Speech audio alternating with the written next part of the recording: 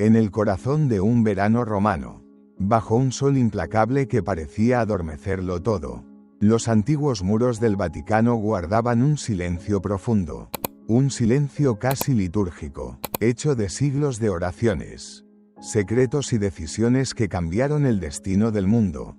Era, sin embargo, un silencio engañoso, la calma que precede a la tormenta, la quietud antes de que una sola piedra, arrojada al estanque, genere ondas que alcancen hasta la orilla más lejana. Porque mientras el mundo creía que todo en la Santa Sede seguía el ritmo pausado y predecible de la costumbre, un gesto, tan simple en su forma y a la vez tan sísmico en su sustancia, estaba a punto de desatar un terremoto espiritual. Se trataba de una carta. Pero no era una carta cualquiera. No era un trámite burocrático ni un saludo protocolario. Era un mensaje escrito de puño y letra por el Papa León XIV. Con la solemnidad del latín, la lengua de la Iglesia eterna, y con el peso simbólico de los grandes giros de la historia. El destinatario, una de las figuras más emblemáticas y, para muchos, controvertidas de la Iglesia reciente, el cardenal Raymond Leo Burke. El mismo Burke que durante años fue una voz profética para unos y una espina incómoda para otros. El mismo cardenal que fue sistemáticamente marginado, criticado y desplazado de los centros de poder. El hombre que, para muchos, representaba la conciencia inquebrantable de la tradición. Un bastión de un pasado sagrado que algunos, con prisa, querían dejar atrás. Un león en invierno, cuya voz parecía condenada a resonar solo en los márgenes. Y ahora, ese mismo cardenal, ese mismo signo de contradicción, recibía no solo un saludo, sino una bendición apostólica y un elogio directo, personal y profundo del nuevo Papa. ¿Qué significaba este acto? ¿Por qué ahora, y con una fuerza tan explícita? Lo que estaba a punto de revelarse no era solo un gesto de cortesía personal, sino una declaración de intenciones, un acto de gobierno pastoral que sacudiría los cimientos mismos de la curia romana y reavivaría la llama de la esperanza en millones de corazones. El contenido de la misiva, revelado con discreción por el propio cardenal Burke en sus redes sociales, no tardó en propagarse como fuego por los pasillos sagrados y las sacristías de todo el mundo. Cada palabra, cuidadosamente elegida por el pontífice, fue analizada bajo el microscopio de la esperanza y la aprensión, y lo que encontraron fue asombroso. Las palabras del Papa, lejos de ser un simple protocolo, estaban cargadas de una intención pastoral y teológica profunda. León XIV no solo reconocía los 50 años de sacerdocio del cardenal, lo describía con un lenguaje preciso, casi quirúrgico, como un celoso predicador del Evangelio según el corazón de Cristo, y un firme y valiente defensor del derecho canónico. Estas no eran frases hechas. Eran un reconocimiento explícito a las dos áreas donde el cardenal Burke había librado sus batallas más duras y había sufrido sus críticas más amargas. Elogiar su celo por el Evangelio era contradecir a quienes lo acusaban de rigorismo sin alma. Elogiar su defensa del derecho canónico era validar su lucha contra la arbitrariedad y la confusión. Inmediatamente, la Iglesia invisible, la de los fieles de a pie, reaccionó, en foros de internet, en grupos de oración, en blogs y redes sociales. El nombre de Burke volvió a resonar con una fuerza inusitada. Pero esta vez, el tono era diferente. No era el del marginado, sino el del rehabilitado. No era el del opositor, sino el del profeta vindicado. Se convirtió, de la noche a la mañana, en el símbolo de una posible y anhelada reconciliación, en el emblema de un papa que, con un solo gesto, demostraba estar dispuesto a escuchar aquello que, durante años, se intentó silenciar, porque esa carta no era solo una felicitación, era, en su esencia más profunda, un gesto político, eclesial y espiritual de primer orden, un acto que muchos interpretaron como el verdadero inicio de un cambio de rumbo. Una corrección silenciosa pero firme. Y es que el pontificado de León XIV, aunque joven, ya había demostrado una sensibilidad distinta.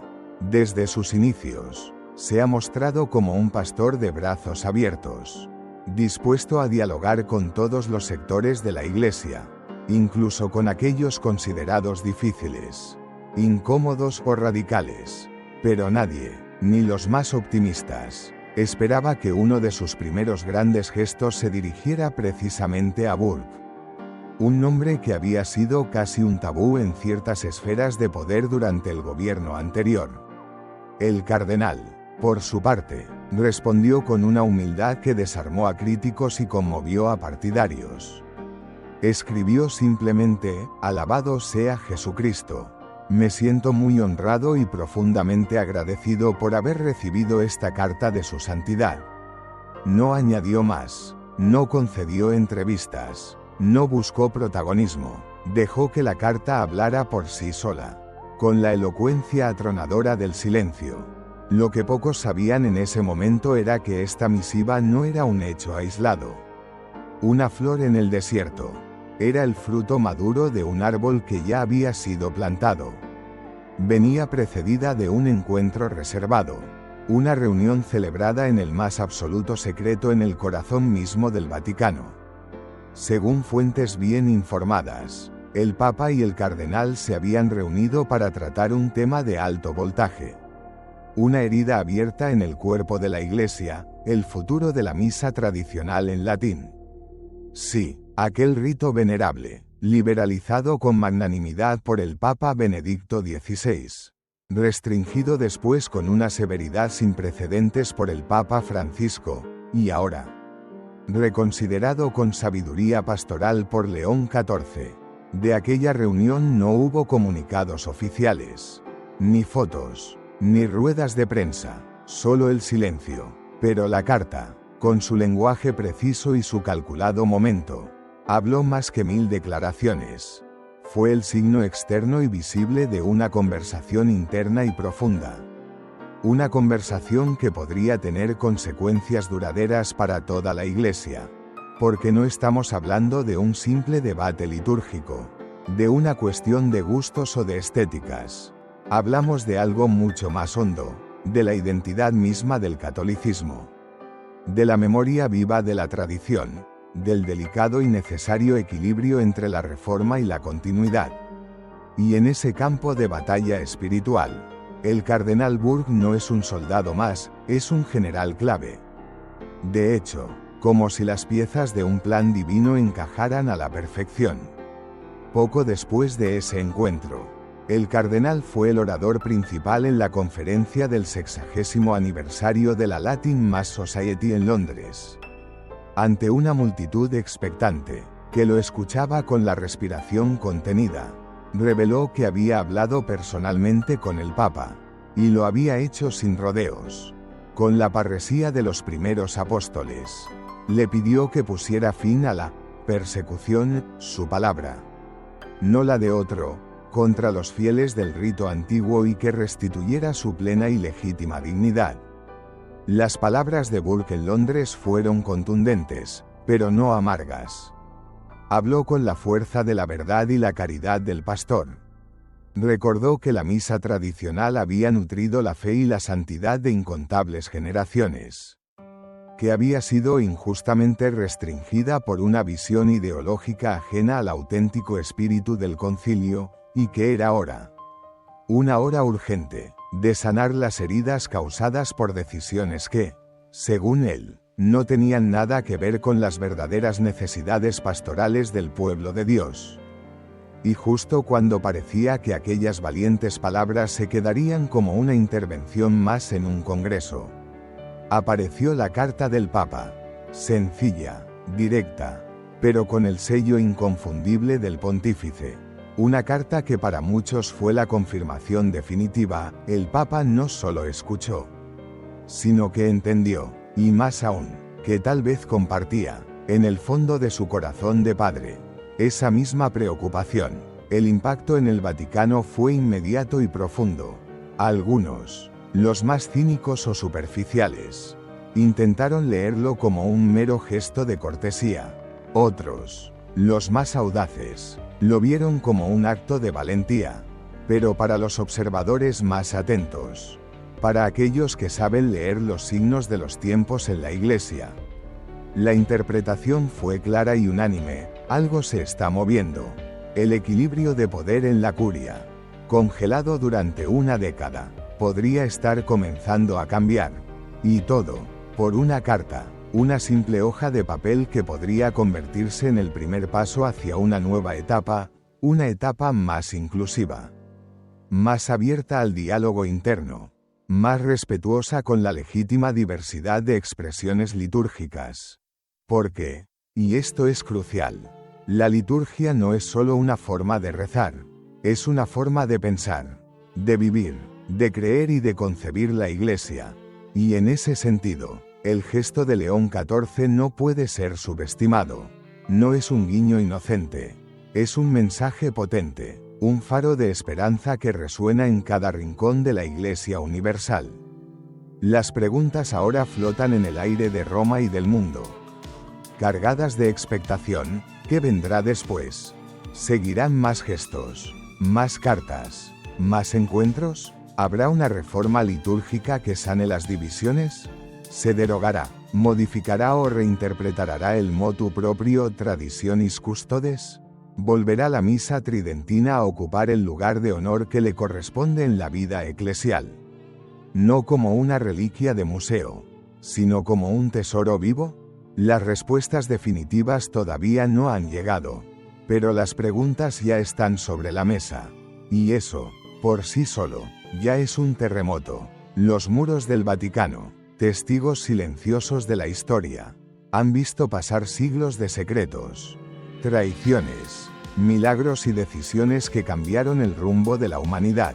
Pero pocas veces una simple carta ha provocado una conmoción tan profunda y silenciosa. La Iglesia no vive de rumores, sino de símbolos, no se alimenta de improvisaciones, sino de gestos cuidadosamente ponderados que hablan más que 1000 homilías. Y este gesto, silencioso pero atronador, ha desatado un sismo espiritual en los sagrados pasillos de la curia.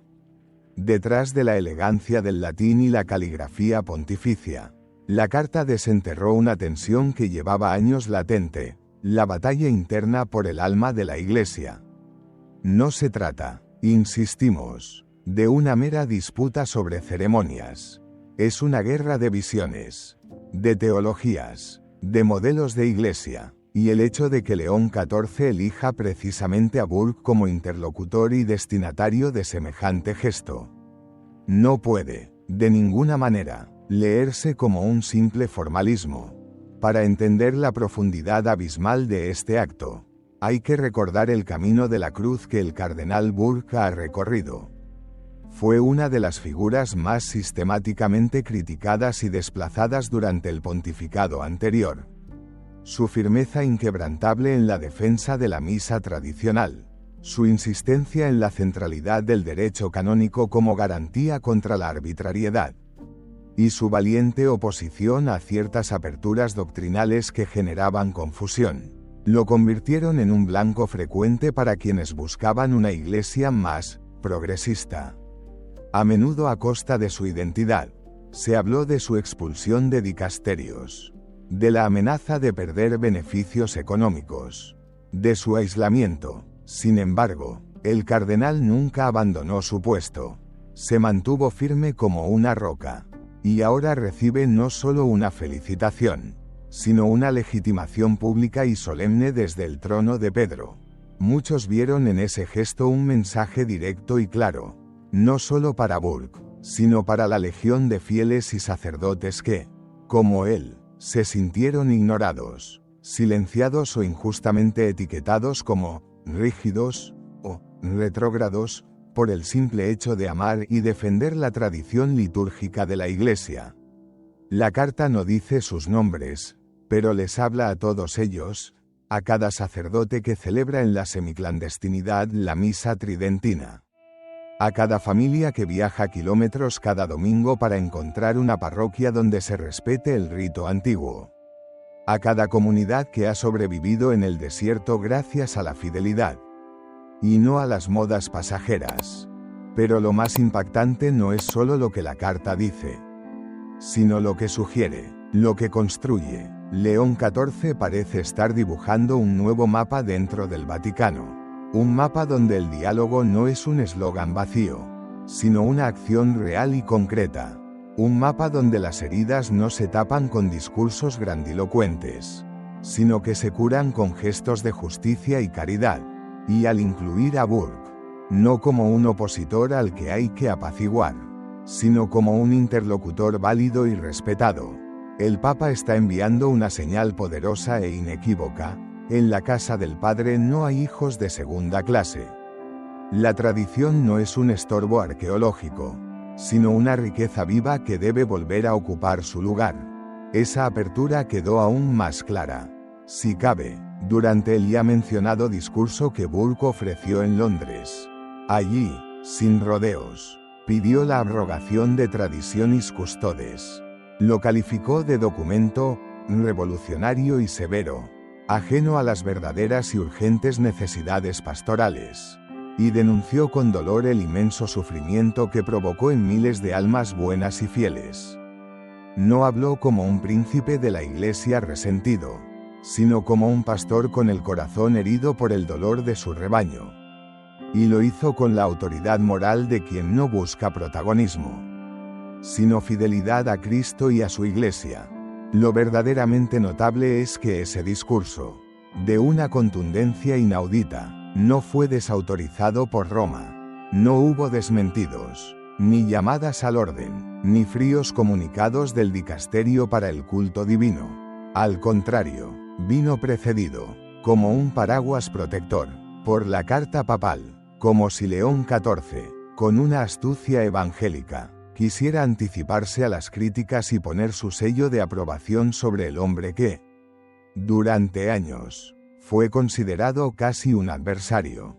Las reacciones dentro del Vaticano, por supuesto, no tardaron. Ciertos sectores progresistas comenzaron a mostrar una seria preocupación, no tanto por la carta en sí, sino por la reacción en cadena que podría desencadenar. Porque si el Papa escucha a Burke, si le responde con gestos de esta magnitud, ¿qué vendrá después? ¿Se abrirá de nuevo una puerta para la restauración plena del Summorum Pontificum? ¿Se revisará el rumbo litúrgico de los últimos años? ¿Habrá lugar, de nuevo, para la coexistencia pacífica y enriquecedora de las dos formas del único rito romano? Estas preguntas no son teorías abstractas para especialistas. Están en el centro mismo del debate eclesial contemporáneo, y la respuesta a ellas marcará indeleblemente el perfil de este pontificado. Porque León XIV está aún en sus primeros pasos, pero cada gesto cuenta. Y este ha contado, y mucho. También ha fortalecido la posición de otros cardenales que, con valentía, han defendido públicamente la tradición. Nombres como Robert Sara, Gerhard Müller o Athanasius Schneider, que alguna vez fueron etiquetados como disidentes, ahora parecen estar de nuevo bajo la luz favorable de Roma.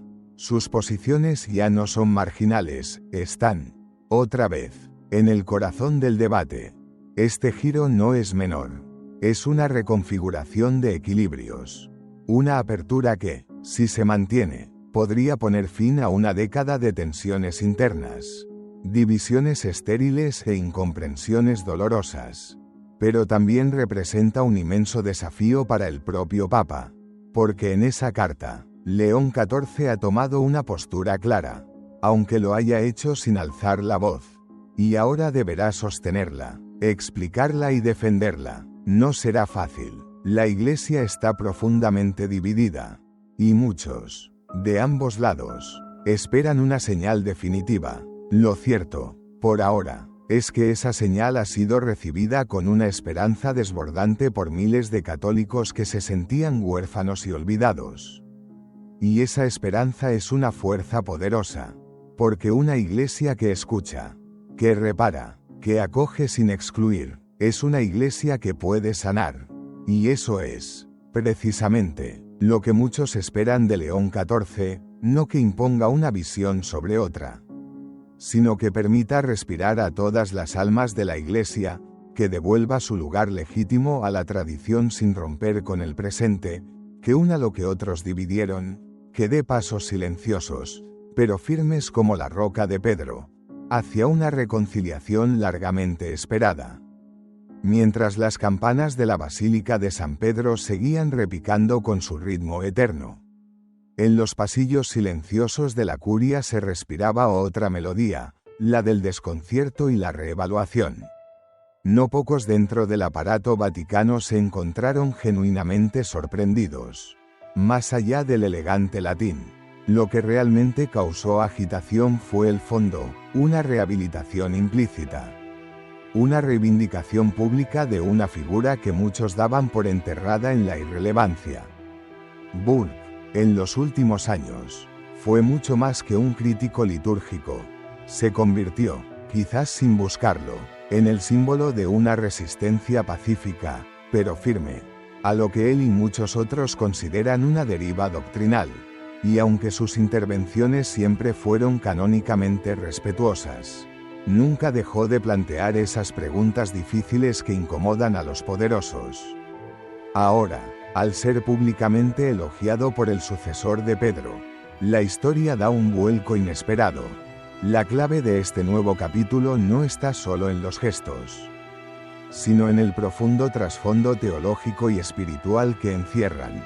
León XIV no ha hablado aún directamente sobre la misa, no ha derogado decretos, no ha convocado reformas, y sin embargo, con una sola carta, ha hecho más que muchos documentos en años recientes. Ha devuelto la dignidad simbólica a un sector de la Iglesia que se sentía perseguido. Ha dado una señal de apertura sin pronunciar una sola palabra polémica. Y ha reposicionado a Burke no como un enemigo del sistema, sino como un interlocutor legítimo del Papa reinante. En este nuevo clima, comienzan a emerger otras figuras eclesiales que hasta ahora habían mantenido un silencio prudente. Cardenales y obispos que, aunque críticos en privado, habían preferido no exponerse, hoy sienten que pueden hablar con más libertad. La Carta de León XIV ha creado, sin decirlo, un nuevo espacio de legitimidad para el pensamiento tradicional, no como una nostalgia polvorienta, sino como una voz viva y necesaria dentro del poliedro católico. Ya se perciben las primeras señales. Discretamente, en algunas diócesis de Europa y América Latina, obispos que antes cerraban la puerta, ahora han retomado conversaciones con comunidades que celebran el rito antiguo. En ciertos seminarios, la formación litúrgica vuelve a incluir, aunque sea de manera opcional, elementos del rito tridentino, y en los conventos contemplativos, donde la llama de la misa tradicional nunca se extinguió del todo, se percibe una renovada serenidad, una paz que viene de saberse comprendidos. Pero esta paz incipiente no está exenta de riesgos. Dentro del mismo Vaticano, hay sectores influyentes que ven esta movida con profundo recelo. Los defensores más firmes de tradiciones custodes se sienten traicionados, no por lo que se ha dicho, sino por lo que se ha insinuado. Consideran que el pontificado de Francisco había cerrado un capítulo doloroso pero necesario para avanzar hacia una iglesia más unificada y moderna. Y temen que este aparente retorno a la tradición suponga una peligrosa marcha atrás. Algunos incluso han expresado en voz baja su temor de que León XIV esté simplemente cediendo a presiones internas. Que esta carta sea una forma de apaciguar a los sectores conservadores sin una verdadera voluntad de reforma. Sin embargo, todo en la figura de este Papa parece indicar lo contrario. Desde el primer día, León XIV se ha mostrado como alguien que escucha, que dialoga, que abraza sin excluir. Su estilo es pausado, casi contemplativo, pero su firmeza se manifiesta precisamente en esos gestos silenciosos que rompen moldes sin necesidad de pronunciamientos estridentes. Y es justamente esa forma de gobernar, tan paternal y tan sabia, la que está desconcertando a sus opositores. Entienden que no se trata de una revolución abrupta, sino de un restablecimiento progresivo del equilibrio, una manera de reconciliar sin agredir, de incluir sin polarizar, y eso, en la Iglesia de hoy, es quizás el mayor y más necesario de los desafíos. Burke, por su parte, ha optado por el silencio después de publicar la carta. No ha dado entrevistas, no ha ofrecido discursos incendiarios, no ha celebrado su triunfo. Su actitud ha sido coherente con su estilo, respetuoso, firme y profundamente espiritual. Quienes lo conocen bien aseguran que no busca el protagonismo personal, sino la restauración de una verdad sagrada que considera olvidada. Y es que, para millones de almas, la misa tradicional no es un capricho ni una obsesión estética. Es un camino espiritual profundo, una escuela de silencio, un puente tangible con los siglos de fe que han forjado el catolicismo. Su lenguaje, sus símbolos, sus silencios, todo remite a lo eterno, a lo sagrado. Para ellos, defender el rito tridentino no es atacar la reforma, sino recordar que la renovación auténtica siempre, parte de la continuidad. Por eso, el simple hecho de que León XIV reconozca públicamente a Burke tiene un valor inmenso. No porque el cardenal represente una agenda política, sino porque simboliza la posibilidad de una iglesia que no tiene miedo de mirar hacia atrás para avanzar con seguridad. Una iglesia que no borra su pasado, sino que lo honra para construir el futuro. Este giro también pone sobre la mesa una cuestión aún más amplia. ¿Puede haber unidad verdadera sin una reconciliación profunda con la tradición? ¿Es posible hablar de inclusión mientras se margina una forma legítima de espiritualidad vivida por millones de fieles en todo el mundo? León XIV, con una carta, ha puesto estas preguntas en el centro del debate, no con gritos ni imposiciones, sino con la autoridad serena de quien comprende que la unidad no se construye eliminando las diferencias, sino integrándolas con sabiduría y caridad. Y ahora, la mirada de toda la Iglesia está puesta, con una mezcla de ansiedad y esperanza, en los próximos pasos. ¿Habrá una apertura litúrgica más formal? ¿Se propondrá un nuevo documento que garantice la coexistencia pacífica de los ritos? ¿O seguirá este camino de gestos silenciosos que, sin necesidad de cambios legales, van restaurando el equilibrio perdido? El Papa, por el momento, guarda silencio, pero su silencio ya habla. Y lo que ha dicho hasta ahora, sin decirlo todo, ha sacudido al Vaticano desde sus cimientos.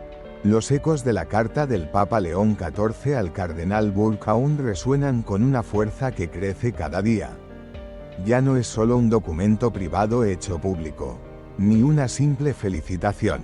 Es, para muchos, el verdadero punto de inflexión de este joven pontificado, porque el gesto ha revelado, sin ambigüedades, una intención clara y pastoral: tender puentes donde antes se levantaron muros. Y en el corazón de este puente, como piedra angular, está la misa tradicional, herida durante años, pero ahora, cuidadosamente, traída de nuevo a la conversación familiar de la Iglesia. La pregunta que todos se hacen ahora es, ¿qué sigue? ¿Cómo se materializará esta apertura? En los días posteriores a la publicación de la carta, movimientos discretos pero significativos comenzaron a notarse en diócesis de todo el mundo. Obispos que antes se mostraban reacios, ahora están más abiertos a dialogar. Sacerdotes que celebraban el rito antiguo en la semiclandestinidad han recibido señales de aliento. Incluso en Roma, se habla de comisiones internas estudiando cómo avanzar hacia una reconciliación litúrgica que sea duradera y justa. Pero el desafío no es solo disciplinario o legal, es, sobre todo, teológico y espiritual, porque lo que está en juego aquí no es simplemente una forma de rezar, sino dos acentos, dos sensibilidades dentro de una misma fe, una marcada por la reverencia y la continuidad de la tradición milenaria. y otra por el impulso reformista del Concilio Vaticano II. León XIV parece no querer escoger entre una y otra, como si fueran incompatibles. Su gesto con Burke muestra que, en su visión de padre, ambas deben tener un lugar legítimo, que no hay contradicción, sino complementariedad, entre fidelidad y renovación. Alcanzar ese equilibrio, sin embargo, no será fácil. Las heridas aún están abiertas.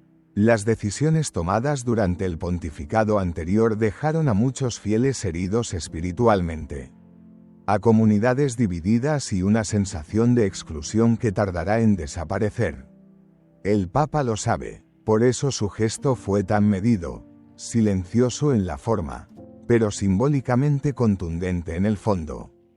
Algunos analistas vaticanos ya especulan que esta carta podría ser la antesala de una nueva instrucción pontificia sobre la liturgia. Un texto que no cancele lo anterior con un espíritu de revancha, sino que lo matice con caridad, que abra espacios, que reconozca posibles errores y que, sobre todo, permita respirar de nuevo a todos los pulmones de la Iglesia. Otros, más cautos, creen que León XIV seguirá gobernando como hasta ahora, con gestos silenciosos pero firmes. Que poco a poco, sin necesidad de grandes reformas legales, reconfiguren el espíritu del Vaticano. Lo que es evidente es que el Papa no teme al debate. No se encierra en trincheras ideológicas. Prefiere el diálogo real, aunque sea incómodo. Con Burke, eligió no el enfrentamiento, sino el reconocimiento, no la condena, sino el agradecimiento, y es ese estilo pastoral, tan distinto del autoritarismo burocrático, el que está conquistando el corazón de innumerables católicos que se habían sentido abandonados. En medio de todo esto, la figura de Burke vuelve a tomar una relevancia que trasciende su persona. No por protagonismo, sino porque representa a miles. La carta que recibió es un símbolo de algo mucho más grande, es un signo de que la voz de la tradición no será callada, sino escuchada con respeto, no para imponerse, sino para integrarse armoniosamente en el gran coro de la Iglesia. Porque el verdadero problema nunca ha sido el rito en sí. El problema es cuando la diversidad legítima se convierte en motivo de exclusión. León XIV lo ha entendido. Y por eso su carta es mucho más que un homenaje. Es una declaración, una promesa implícita de que, bajo su liderazgo, la Iglesia no se construirá sobre el resentimiento, sino sobre la reconciliación. ¿Será suficiente? Solo el tiempo y la gracia de Dios lo dirán, pero algo es seguro, el proceso ha comenzado, y con él, también ha comenzado a renacer la esperanza. Una esperanza que no pide privilegios ni busca venganzas. Solo pide ser escuchada, valorada y acogida como parte viva y fecunda del cuerpo de Cristo. Como una tradición que no muere, porque está arraigada, no en el pasado, sino en lo eterno. ¿Y tú, crees que la Iglesia puede sanar esta fractura litúrgica? ¿Piensas que León XIV ha dado el primer paso hacia una unidad verdadera y más profunda? Deja tu opinión en los comentarios. Y comenta Esperanza, si tú también crees que este Papa, guiado por el Espíritu Santo, puede devolver la paz y la reconciliación a la Iglesia.